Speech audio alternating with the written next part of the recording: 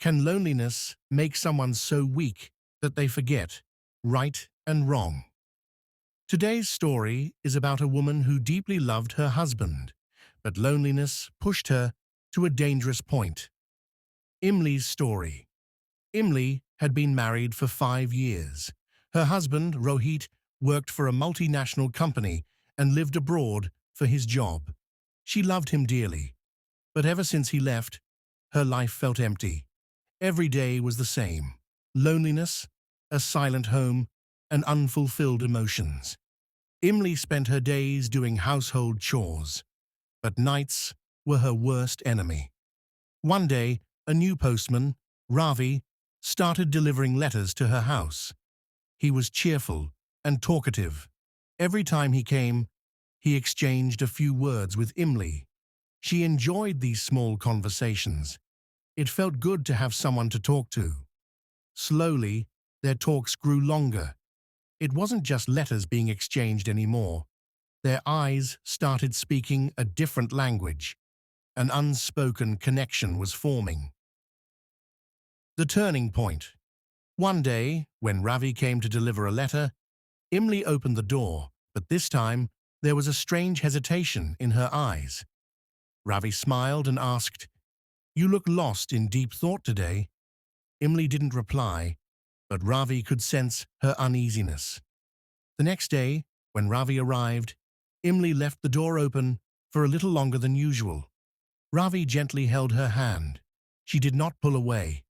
Their eyes met, their hearts raced, and in that moment, an unspoken bond was created. A mistake or a moment of weakness. A few weeks later, when Ravi came again, Imli invited him inside. They sat across from each other, but neither spoke. Ravi softly took her hand and said, "I think I'm falling for you, Imli.